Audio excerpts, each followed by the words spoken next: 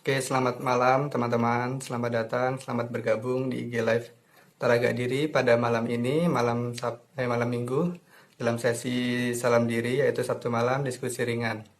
Pada malam hari ini adalah sesi ketiga dari 4 sesi Salam Diri untuk memperingati Bulan Kesehatan Mental Internasional.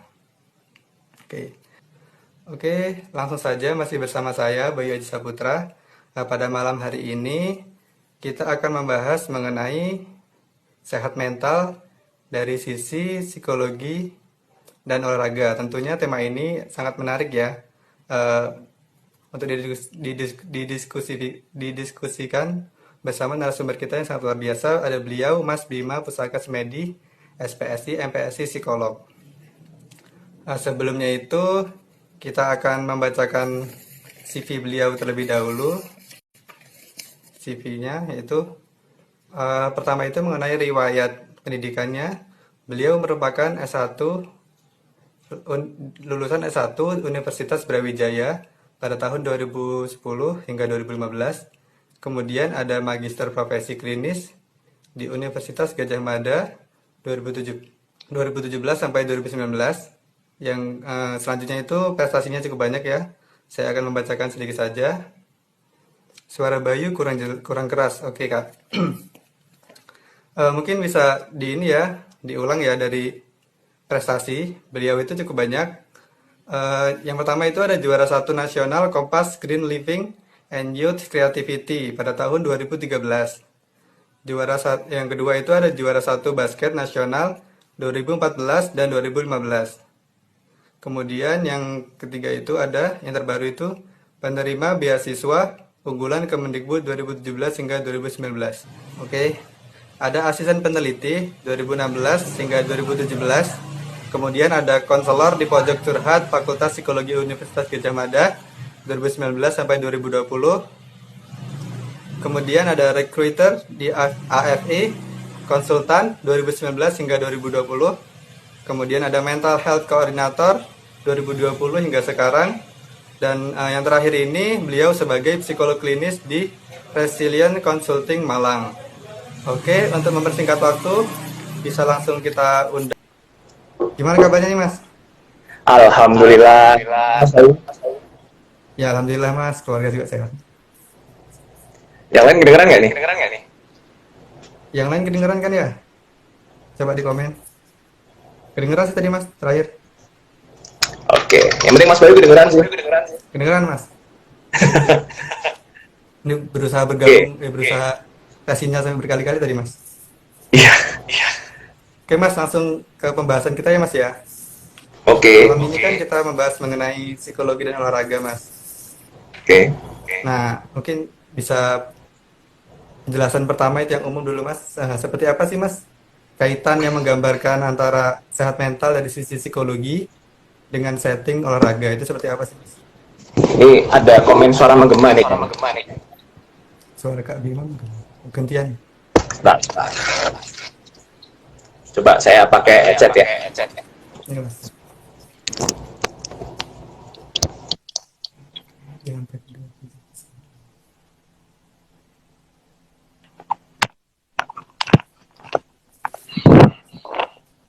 Halo? Halo? Menggema nggak suaranya? Kalau di saya nggak gemas sih Mas. Mas Bayu? Enggak. Nggak menggema ya? Enggak.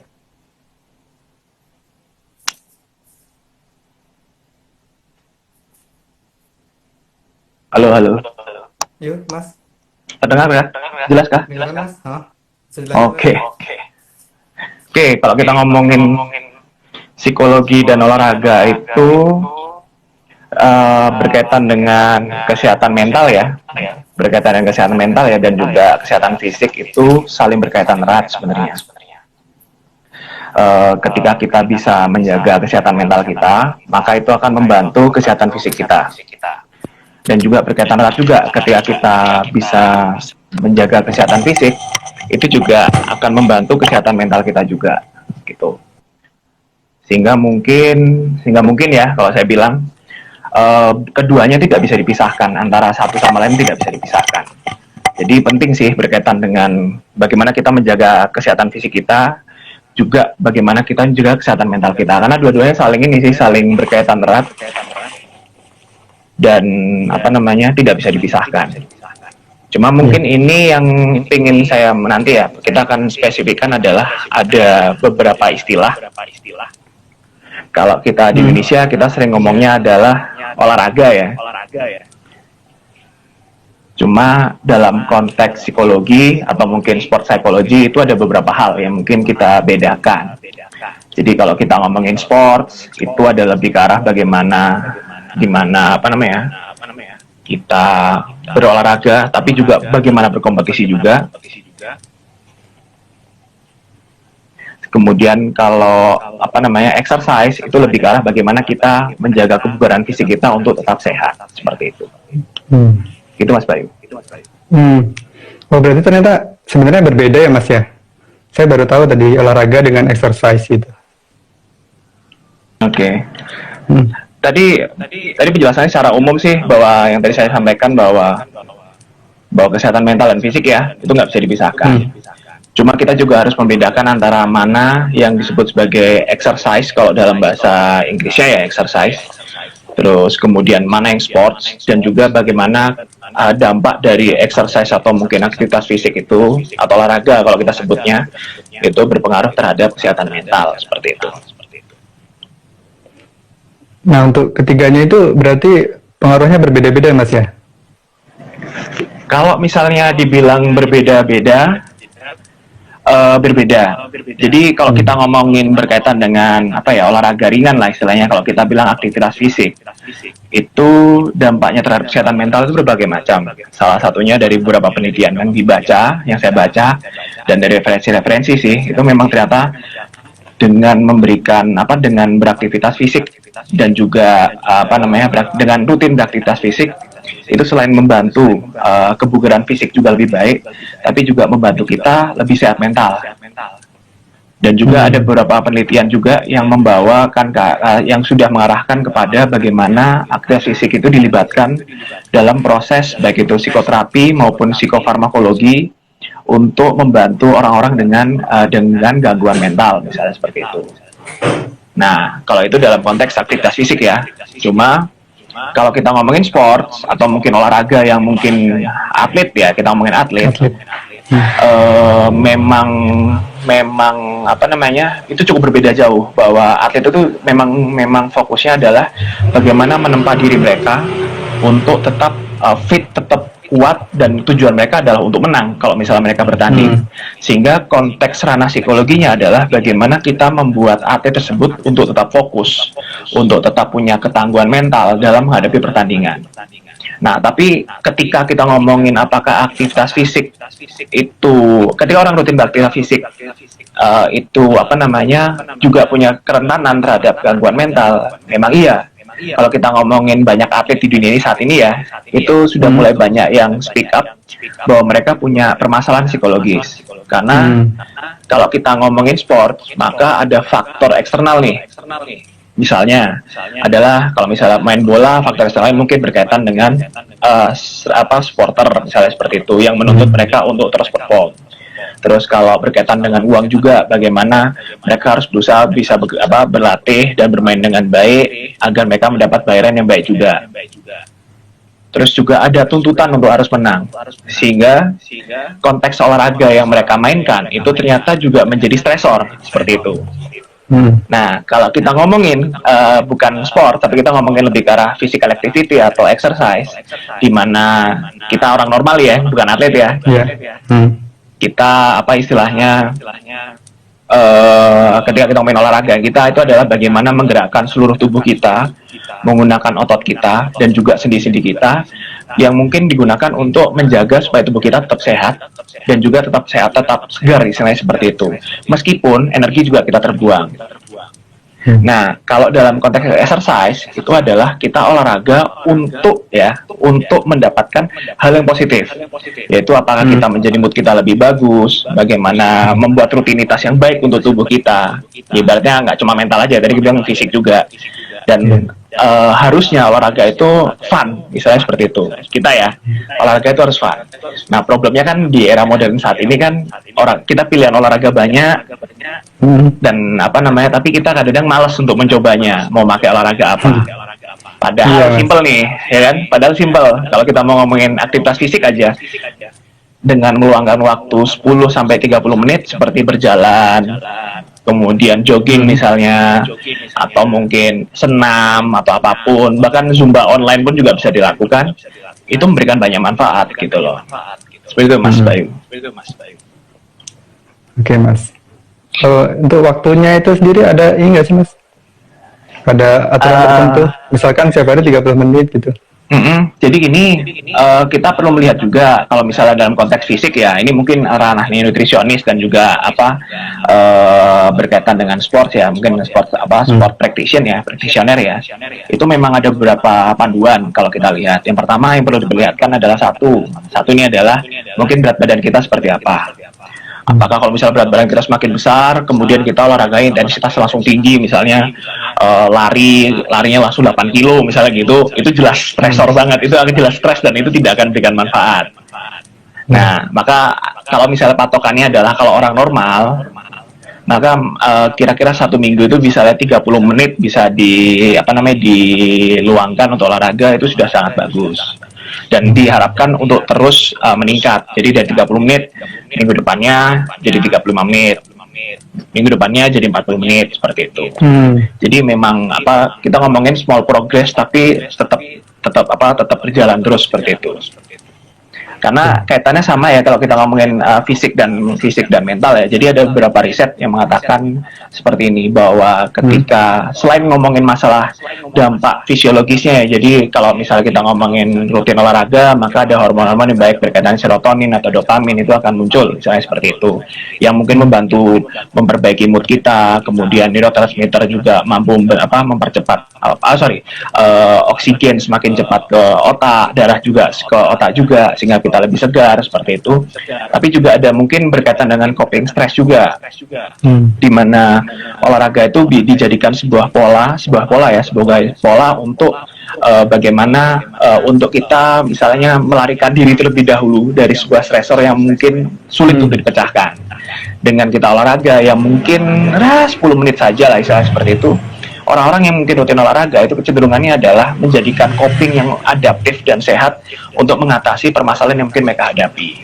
Jadi kita ngomongin habit dan kita juga ngomongin benefit, istilahnya seperti itu Mas Bayu. Oke. Bener banget sih yang diomongin Mas tadi itu. Saya juga udah pernah nyoba sih itu. Jogging selama seminggu itu ya cuman beberapa kali, 2 kali, tapi udah rasanya kayak enteng gitu ya, rasanya gitu. Ya. Soalnya saya melihat seperti ini sih. Jadi beberapa orang yang saya lihat yang rutin berolahraga, istilahnya seperti itu, mereka cenderung istilahnya punya ruang dalam diri mereka untuk terus tumbuh. Jadi ini secara psikologis ya, ruang untuk mereka terus tumbuh. Jadi selain tumbuh itu kebugaran fisiknya, tapi mereka juga punya tantangan dalam diri mereka, punya motivasi dalam diri mereka untuk terus meningkatkan kemampuan mereka, meningkatkan semangat mereka, dan menjaga konsistensi diri mereka. Nah, ini dampaknya secara mental sangat bagus gitu loh. Dengan kita punya room for improvement dalam diri kita, itu membantu kita untuk terus adaptif, untuk membantu kita untuk terus melihat suatu hal atau suatu permasalahan menjadi sebuah tantangan, seperti itu. Dengan kita melihat sebuah masalah menjadi sebuah tantangan, kadang kita punya motivasi yang lebih untuk mengatasi hal tersebut. Jadi tidak menganggap sebagai beban. Nah, problemnya saat ini nih di era modern adalah dikatakan olahraga itu wajib. Dan memang sebenarnya penting sekali untuk olahraga. Namun ya, kebanyakan orang-orang tidak tahu bagaimana memilih olahraga yang tepat seperti apa, atau mungkin bagaimana olahraga yang aku cocok kayak gimana. Karena mereka merasa yang mereka lihat adalah, kalau aku lihat bola, main bola tapi nggak bisa main bola, kan gitu toh. Mau main basket, takut kesikut, nggak bisa main basket juga. Padahal kalau kita ngomongin exercise saja, itu hal yang sederhana aja, kayak misalnya kita lari. Kalau misalnya nggak bisa lari ya jalan. Atau kalau misalnya nggak suka lari, misalnya ya mungkin berkebun. Itu berkebun juga ternyata salah satu aktivitas fisik yang Olahraga. Hmm. olahraga yang bukan olahraga sih, aktivitas fisik yang menggunakan energi dan juga membakar kalori gitu loh. Jadi Exercise lagi Mas ya. tipsnya adalah exercise dan physical activity lah istilahnya. Pilihlah aktivitas fisik yang kamu suka dan rutin lah sebenarnya seperti itu. Tapi jangan sampai memaksakan diri gitu loh. Poinnya seperti ini, kalau kita melakukan hal aktivitas fisik yang kita senang, maka itu kita tepat, maka kita benar. Jangan sampai kita melakukan hal yang tidak kita sukai. Nah, kalau kita nggak suka, ya stres juga kan gitu toh. Iya, stres juga. Seperti itu sih Mas Bray. Ya, ya Mas, betul sekali sih Mas. Nah, kemudian tadi kan berbicara soal tepat dan benar ya Mas ya. Nah, kemudian kita masuk ke ini Mas, ke bagaimana sih peranan layanan psikologinya itu Mas dalam lingkup olahraga ini? Oke, jadi seperti ini Mas. Kalau konteks olahraga, jadi kalau dalam konteks psikoterapi ya, kalau kita lihat ya, kalau kita lihat saat ini sudah mulai berkembang nih teman-teman yang mungkin istilahnya dalam layanan psikologis, mungkin dalam praktek saya sebagai klinis ya, itu kita tidak lagi hanya berdiri sendiri istilahnya seperti itu. Jadi misalnya saya psikolog klinis, maka saya punya treatment sendiri yang mengabaikan aspek nutrisi, aspek medis, dan aspek lain. Nah, saat ini saya lihat sudah ada tren yang bagus di Indonesia untuk melibatkan aspek-aspek lain dalam tubuh manusia, dalam diri komponen manusia, sehingga itu membantu pasien atau mungkin klien istilahnya seperti itu, untuk lebih komprehensif mendapatkan penanganan. Nah, sebagai contoh seperti ini, misalnya sebagai contoh seperti ini, kalau kita lihat di luar negeri saja, mungkin di Indonesia mungkin belum begitu banyak ya, tapi kita bisa melihat inilah, saat ini saya melihat cukup banyak, di mana kalau kita ngomongin penyakit kita misalnya chronic disease ya, misalnya hipertensi misalnya seperti itu. Kalau kita sebut hipertensi itu kan sebagai non-communicable disease ya, yang mungkin tidak menular tapi berpengaruh sekali terhadap, tapi sangat istilahnya berbahaya buat orangnya sendiri yang terkena. Nah, kalau kita ngomongin berkaitan hipertensi, maka kita juga ngomongin penyebabnya apa, kan gitu toh. Apakah misalnya berkaitan dengan habit, kita ngomongin gaya hidup seperti itu. Ya, kita muda nih makan seenaknya sendiri ya kan, kemudian menimbun banyak hal, mulai lemak ya kan, dan lain, dan kita punya gaya hidup yang kurang baik lah istilahnya seperti itu. Maka dalam penanganan konteks membantu orang hipertensi itu, maka kita misalnya, kalau saya kan ngomong dari sisi psikologis ya, kita akan masuk di ranah pencegahannya. Pertama, misalnya dalam pencegahan itu adalah berarti kita juga melibatkan aspek-aspek yang mungkin berkaitan dengan behavioralnya. Maka kalau behavioral, maka yang paling mudah kita jelaskan adalah bagaimana menjaga mereka untuk tetap aktif secara fisik agar terhindar dari penyakit yang mungkin kita sebut sebagai NCD tadi, non-communicable disease itu. Nah, terus bagaimana kalau misalnya sudah terkena? Nah, maka kita dari sisi psikologis adalah kita bagaimana mengarahkan agar mereka untuk tetap berfokus kepada apa yang mereka bisa sembuhkan. Misalnya kita memang harus minum obat, tapi juga bagaimana menjaga mereka untuk tetap konsisten terhadap hal-hal yang mungkin mereka bisa kontrol. Misalnya adalah olahraga yang ringan. Kalau misalnya memang kita ketahui badannya sangat besar atau seperti apa, maka kita butuh bantuan nutrisionis, kan gitu toh. Untuk melihat bagaimana bentuk pola diet yang bagus, makan yang enak, dan lain. Kita membantu mereka untuk tetap fokus dan menjaga motivasi mereka untuk tetap melakukan hal tersebut. Dan juga menjaga, kalau kita ngomongin orang hipertensi, kita ngajarkan mereka untuk memanage stresnya mereka. Karena kalau mereka stresnya mereka cukup tinggi, maka risikonya juga akan lebih tinggi juga, kan seperti itu. Jadi dalam konteks layanan psikologi dan juga berkaitan dengan aktivitas fisik, bahkan kita ngomongin masalah penyakit saat ini, itu kita amat sangat berperan erat gitu, amat sangat berperan penting dalam konteks penyakit tersebut. Jadi kalau saya kemarin kita ngomongin era adalah psikolog hanya ngomongin masalah kesehatan mental saja. Ternyata kita juga harus mulai paham bahwa psikolog atau mungkin ilmuwan psikologi itu juga berperan penting terhadap kesehatan fisik maupun kesehatan mental juga.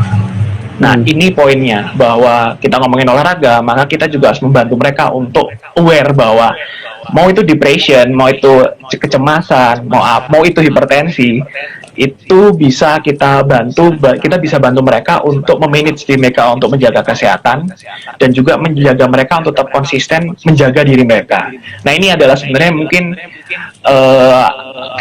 peran keilmuan kita untuk menjaga mereka tidak hanya aware masalah kesehatan mental yang saat lagi rame, tapi psikolog maupun ilmuwan psikologi itu juga harus mulai aware dengan penyakit-penyakit yang mungkin berkaitan dengan hal tersebut, yang penyakit fisik atau apa. Sekarang paling contoh gampang seperti ini. Kita ngomongin COVID-19 aja ya, kita ngomongin COVID-19, cara mengatasi pandeminya itu behavioral sekali kan, kita lihat. Menggunakan masker, ya jaga jarak, hand washing, ya kan. Nah, 3 hal ini saja kita bisa melihat berapa banyak orang sih yang mau melakukannya, ya kan. Nah, maka ini kan sebenarnya ranah kita juga, bagaimana membentuk mereka agar mau beradaptasi untuk hal yang baru, bagaimana mereka mau kita tetap berinovasi untuk berintegrasi dengan keilmuan lain, untuk bagaimana mencegah pandemi ini terus terjadi gitu loh. Jadi kaitan kita, keilmuan mental itu juga erat juga dengan hal-hal berkaitan dengan behavioral gitu loh, perilaku. Dan perilaku itu berkaitan erat juga dengan, kalau misalnya berkaitan kesehatan, ya berarti dengan aktivitas fisik tersebut. Seperti itu Mas Bayu. Oke sih Mas, menarik banget itu Mas. Soalnya waktu ini Mas, waktu pandemi ini kegiatan olahraga itu malah berkurang drastis itu Mas. Betul. Yang biasanya jogging gitu, tempat-tempat jogging pada ditutup gitu. Betul. Jadi malah semuanya suka rebahan Mas. Iya. Jadi saya melihat beberapa survei ya, di luar sana, di luar negeri, dan mungkin teman-teman dalam negeri juga membuat ya. Jadi, halo Mas Bay. Oh Mas, ya sampai terputus tadi. Ya, tadi sampai mana tadi? Sampai olahraga ini, rebahan. Oh, rebahan. Oke. Yeah. Tadi ngomongin survei kalau nggak salah saya. Iya, survei. Jadi kita ngelihat seperti ini Mas Bay. Kita ngomongin COVID dan jelas ada isolasi diri ya, istilahnya seperti itu. Kita menjaga diri kita untuk dari COVID tersebut.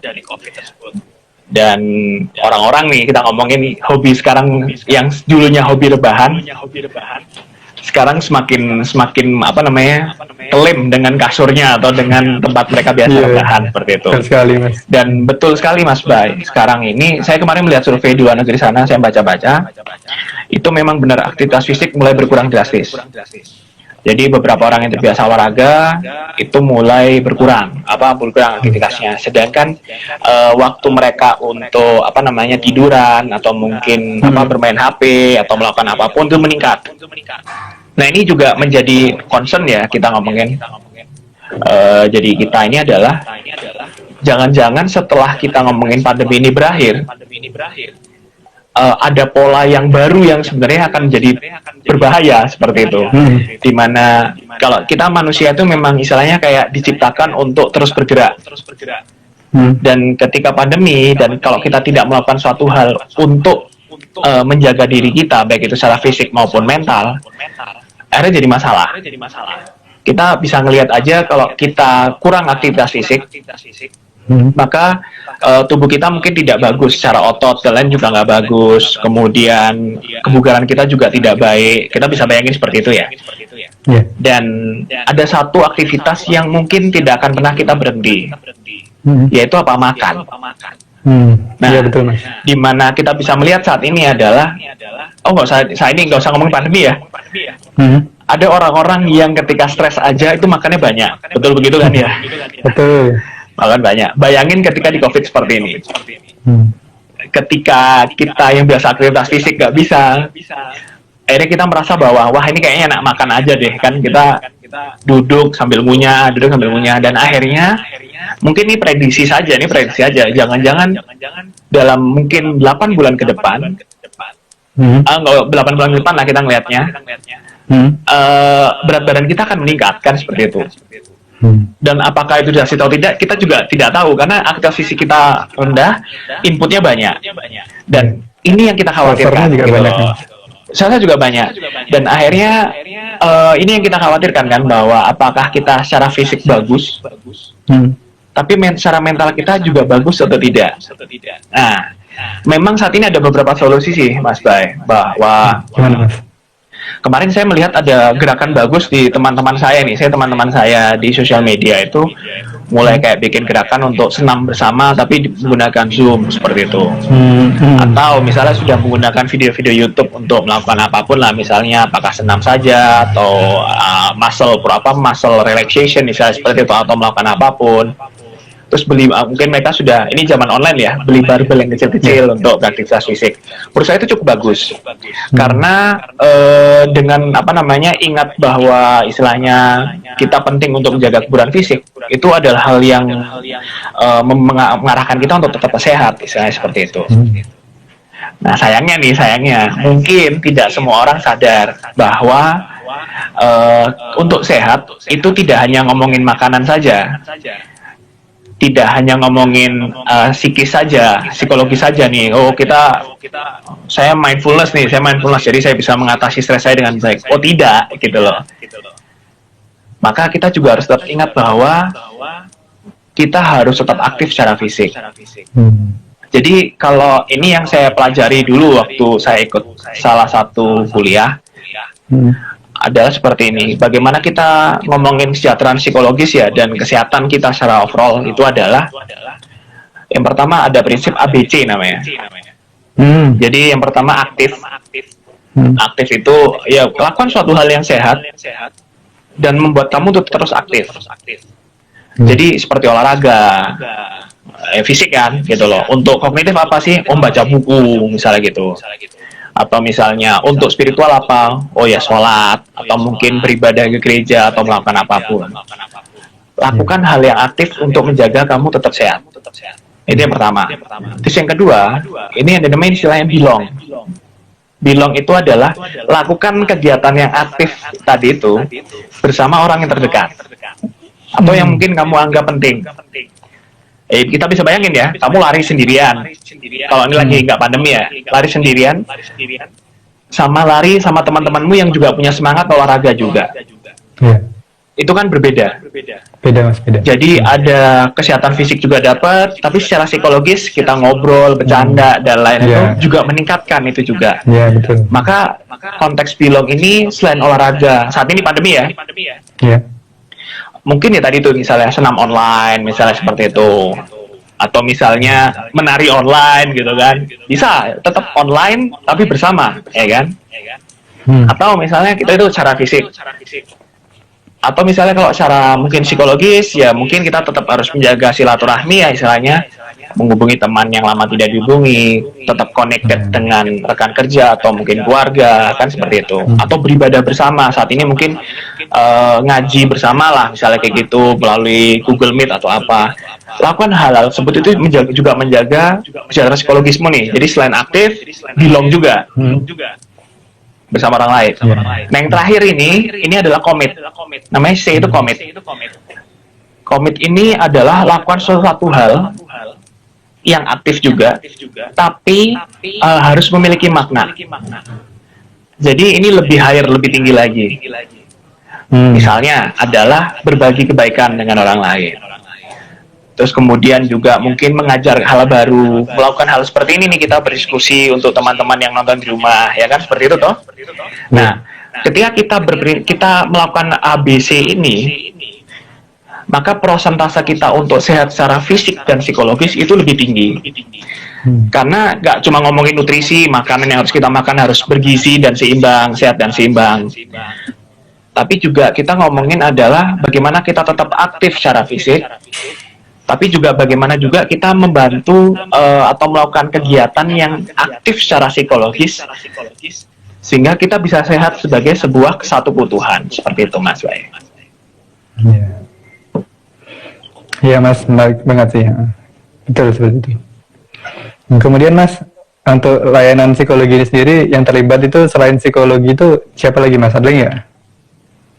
Sebenarnya kalau kita ngomongin layanan psikologis ya, di era kolaboratif seperti ini, psikiater, kemudian dokter, nutrisionis, semua dan termasuk nurse juga, itu erat banget. Kita nggak bisa lagi ngomongin bahwa gangguan mental itu hanya bisa ditangani oleh psikolog saja, gitu, seperti itu. Kita punya perannya, dan teman-teman nutrisionis, nurse, dan semua itu juga punya perannya. Karena ini namanya era patient center ya, di mana bukan lagi apa namanya era profession center istilahnya gitu, dokter aja yang ngatasin, enggak. Tapi kita lebih ke arah kita ngomongin istilahnya apa yang dibutuhkan oleh pasien atau klien kita kan berusaha untuk memprovide dalam istilahnya seperti itu. Maka dalam konteks layanan psikologis pribadi mungkin kita juga harus bekerja sama dengan profesi lain. Nah ini kan kita ngomongin misalnya dalam ranah kesehatan mental ya, istilahnya gitu kan ya. Kita ranah kesehatan mental, kesehatan fisik seperti itu. Tapi kalau misalnya bagaimana kalau kita ngomongin sports dalam konteks competition misalnya seperti itu ya. Olahraga yang memang digunakan untuk berkompetisi atau tujuannya adalah untuk menang atau juara. Maka sebenarnya peran psikolog itu adalah lebih ke arah seperti ini, bagaimana menjaga atlet mampu mengatasi stresnya, seperti itu. Kemudian juga bagaimana kita menganalisis perilaku atau mungkin perilaku musuh kita, misalnya kalau misalnya kita melihat seperti itu. Terus juga bagaimana mendeteksi apakah ada gangguan secara psikologis di tim kita, misalnya seperti itu.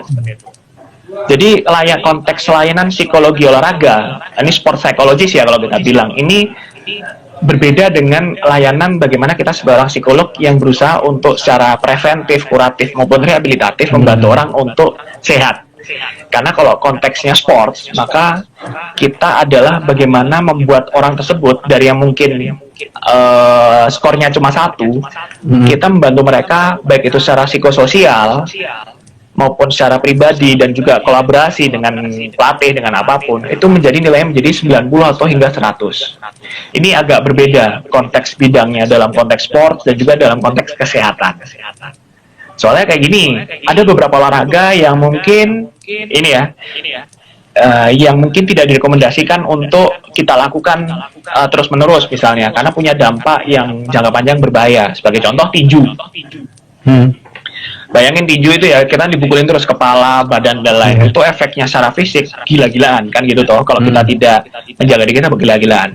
Tapi apakah ada peran psikolog olahraga di situ? Ada beberapa petinju butuh psikolog olahraga. Bagaimana mereka mampu mengatasi ketenangan mereka, bagaimana mereka mampu mengatasi kecemasan, ketegangan, dan juga mengatasi musuhnya seperti apa. Ada peran di situ. Tapi kalau kita ngomongin kesehatan, maka kita adalah mencegah supaya orang tersebut tidak sakit. Kita juga membantu mereka untuk, kalau mereka sudah sakit, kita membantu mereka untuk mereka bisa lebih sehat, seperti itu. Oke, jadi gitu ya Mas ya. Kemudian untuk selanjutnya itu, waktu yang tepat itu yang seperti apa Mas? Untuk bisa menerapkan ini, waktu yang tepat untuk menerapkan sehat mental dalam psikologi olahraga ini. Sebenarnya memang kalau mau dimulai ya harus dimulai dari sekarang sih gitu. Soalnya gini, mungkin saya dulu cukup terpukul melihat film ini Wall-E. Pernah nonton Wall-E kartun? Iya, pernah. Di mana era ada manusia-manusia yang berbadan besar semua ya kan, duduk di sebuah kayak semacam kendaraan seperti itu, dan mereka tidak bisa berdiri, tidak bisa melakukan apapun kan ya. Karena teknologi berkembang. Nah, kita bisa melihat itu saat ini seperti ini. Ketika kita tidak aware bahwa tubuh kita tidak diciptakan hanya untuk duduk saja, ya kan? Kalau kita tahu bahwa kita juga harus berdiri, kita juga harus bergerak. Meskipun saat ini kita di era pandemi seperti ini dan kita berusaha menjaga untuk tidak keluar, maka kita harus penting sekali untuk melakukan itu dari sekarang, gitu loh Mas Bayu. Yang paling penting adalah gini. Poin pertama tadi saya bilang, kalau memang mau berolahraga, pastikan bahwa kamu begitu olahraga itu kamu suka, kamu senang, jangan sampai stres gitu loh. Agak berbeda ya, kamu angkat barbel seberat apapun, tapi memang kamu tahu itu tujuan untuk olahraga dan kamu senang. Dengan kamu bekerja ngangkatin galon atau mungkin ngangkatin bata atau apapun, sama-sama ngangkatnya, fisiknya sama-sama digunakan, tapi tujuannya berbeda. Sehingga mungkin dampak secara psikologisnya itu juga berbeda juga. Kita kerja dengan fisik sama dengan olahraga itu berbeda sekali. Nah, maka kalau kita ngomongin apakah bekerja dengan fisik itu buruk? Enggak juga, itu baik juga. Tapi karena kita ngomongin ada load management ya istilahnya, ada load management, maksudnya adalah seberapa lama sih kita bisa mengangkat beban yang sama terus setiap harinya dengan kita olahraga. Ya mungkin dari kecil dulu, misalnya ngangkat beban barbel 1 kilo selama 10 menit, oh bisa. Besok beli lagi deh 2 kilo, misalnya gitu. Dinaikin atau repetitionnya dinaikin. Nah, maka kita melihat dua hal tersebut berbeda. Kalau kita ngomong olahraga, aktivitas fisik yang positif, itu adalah kita harus fun, harus senang. Kalau nggak senang, jangan. Itu prinsipnya itu. Nah, ini pertama itu. Terus yang kedua, jangan buru-buru prinsipnya. Selain fun ya, jangan buru-buru. Buru-buru itu, misalnya ini gini, ini contoh saya aja. Misalnya badan saya tinggi saya 180. Berat badan saya sekitar 90-an kilo misalnya seperti itu. Saya mengukur diri saya kalau ngangkat barbel 1 kilo itu enteng banget, paling cuma 2 jari saya bisa ngangkat misalnya gitu. Maka saya akan menyesuaikan diri, maka saya akan barbel yang mungkin beratnya sekitar 5-10 kilo sampai 15 kilo karena itu limit saya. Ketahui limitnya juga, jadi kita harus memilih olahraga yang mungkin sesuai dengan diri kita. Kalau badannya kecil misalnya gitu, ya jangan ngangkat barbel dulu yang 10-20 kilo. Itu nggak guna, malah melukai diri sendiri misalnya seperti itu. Ya kita pilih yang mungkin cocok dengan diri kita lah, istilahnya seperti itu. Itu yang kedua. Terus yang ketiga adalah mulai dari yang paling kecil dan teruslah berkembang, progres terus. Jangan sampai target kita tinggi banget terus kita mulai dari start dari yang paling tinggi juga. Itu kita nggak akan konsisten. Kadang kita melakukan hal kecil, ini kita secara psikologis ya, kita melakukan hal kecil dan kita berhasil, kita akan mengapresiasi diri kita. Dan kita mengapresiasi diri kita ingat bahwa oke, ini titik pertama. Besok akan mencoba yang mungkin sedikit lebih berat sedikit. Ketika kita slow progress tapi tetap dalam progres yang bagus, maka kita akan menjadi hal yang lebih baik juga. 3 itu sih menurut saya patokannya. Kalau misal ditanyain waktu, ya sekarang saatnya, jangan sampai ditunda. Penting soalnya. Iya mas. Nah, kemudian kan kalau memulai itu biasanya lebih mudah mas ya. Kalau memulai itu. Tapi biasanya itu kita kekurangan komitmen gitu atau di tengah-tengah itu merasa bosan atau malas itu. Betul. Kira-kira cara mencegahnya itu seperti apa mas? Gini, kalau kita ngomongin komitmen adalah memulai itu juga sulit buat beberapa orang. Kalau saya lihat ya.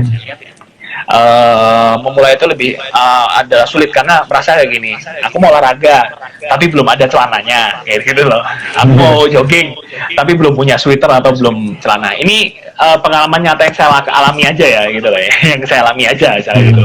Mau lari aja mikir dulu sepatuku yang mana. Nah, kita mulai mengubah bahwa aktivitas fisik tidak hanya mulai dari ada persyaratan A, B, C, dan D-nya, tapi lebih di arah apa yang bisa kita lakukan terlebih dahulu. Itu lakukan saja. Maka kalau emang harus ingin aktivitas fisik, ya jalan saja lah, jalan aja, nggak masalah. Tapi tetap aktif, itu yang pertama. Terus bagaimana untuk menjaga konsistensi? Manusia ini kita ngomongin ada human brain ya, kita ngomongin otak dan juga fisik otot. Dan keduanya itu sama, ketika kita gunakan terus-menerus dengan baik, maka mereka akan semakin berkembang. Dan kalau mereka semakin berkembang, maka mungkin semakin bagus, misalnya seperti itu. Maka untuk menjaga supaya kita tetap konsisten adalah jangan monoton. Monoton itu kayak gimana? Misalnya kamu olahraga hanya jalan kaki saja. Nah, maka kalau memang kamu olahraga yang kamu pilih adalah jalan kaki, maka jangan sampai jalan kaki itu menjadi aktivitas yang membosankan. Misalnya seperti ini, tracknya selalu sama. Jadi kalau pulang mau olahraga, kita belok dari keluar rumah atau kosan ya, kita belok kanan. Ketika kita belok kanan, ya kan, selama 10 kali putaran nggak masalah. Tapi lama-lama otak kita mulai mikir, ini lagi, kan gitu tuh. Mulai bosen, ya kan. Sehingga kita perlu untuk membalancekan diri. Kalau misalnya hari ini kita ke kanan, besok kita ke kiri. Saya melihat ada pola yang bagus di mana mungkin ada beberapa aplikasi kalau saya lihat ya, seperti Nike Plus atau apa itu, kita bisa melihat ada track yang bisa dilihat. Nah, itu adalah bagian dari secara psikologis ya untuk tahu progres kita seperti apa dan juga melihat variasi track kita seperti apa. Itu bagus pertama. Nah, yang kedua, mungkin cara yang kedua adalah kita tidak boleh hanya satu aktivitas fisik yang kita suka. maka kita harus punya variasi yang berbeda.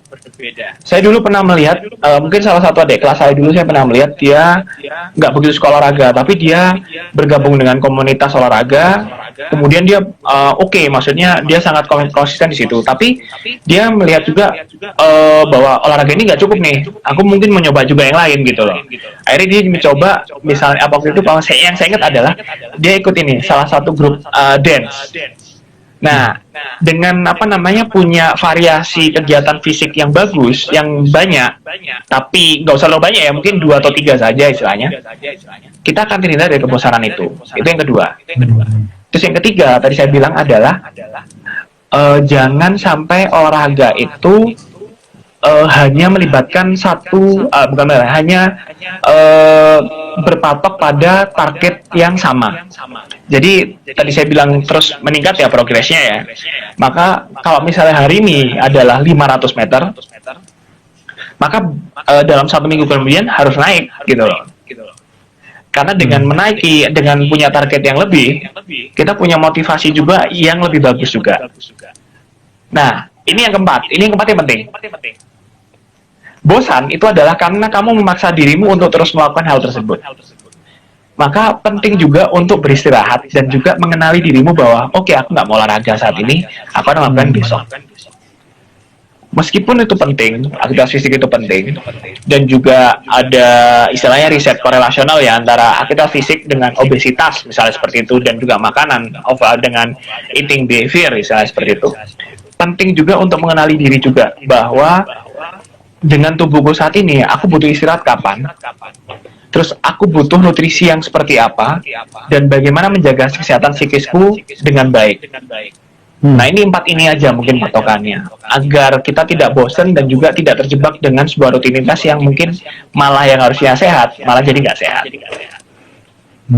Seperti itu Mas Bayu. Ya, itu relate banget sih Mas sama kehidupan saya itu.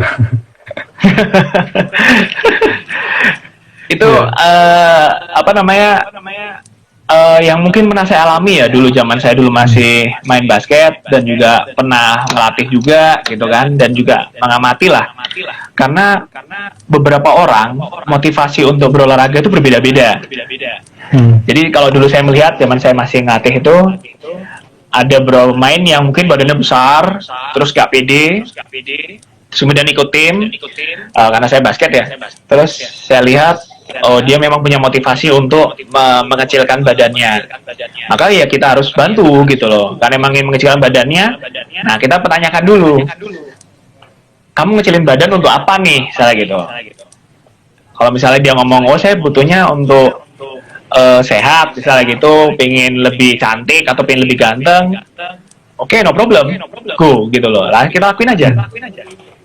Tapi kalau misalnya alasannya adalah misalnya adalah biar dilirik lawan jenis atau apa gitu kan, maka kita kadang perlu membantu dulu, karena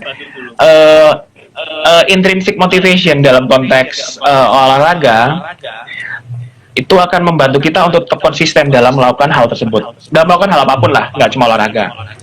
Tapi kalau kita ngomongin external motivation ya kan, misalnya kita pengen punya pacar, dari luar minta kita untuk lebih kurus, atau orang lain ngata-ngatain kita gendut terus kita mau olahraga, misalnya gitu. Terkadang kita malah konsistensi kita malah berkurang. Nah, ini dulu saya pernah ingat salah satu orang ya, bisa dipersingkat lagi. Oke. Pada intinya adalah intrinsic motivation itu yang paling penting Mas Bay. Jangan sampai kita ingin melakukan sesuatu karena orang lain atau apa yang mereka inginkan, bukan apa yang kita butuhkan, seperti itu. Oke Mas, mungkin yang terakhir Mas, closing statement, itu pesan kesan dan saran Mas Bima untuk masyarakat Indonesia dalam bulan kesehatan mental internasional ini terkait psikologi dan olahraga itu seperti apa? Oke, jadi kita kadang-kadang lupa ya bahwa kesehatan mental dan kesehatan fisik itu penting. Jadi mungkin saat ini adalah yang mungkin sebagai pengingat buat saya dan juga buat teman-teman yang nonton ini adalah perhatikan selalu nutrisi kita, makan yang bergizi dan seimbang misalnya seperti itu. Terus juga kita juga harus tetap mengikuti aktivitas fisik yang ringan saja nggak masalah.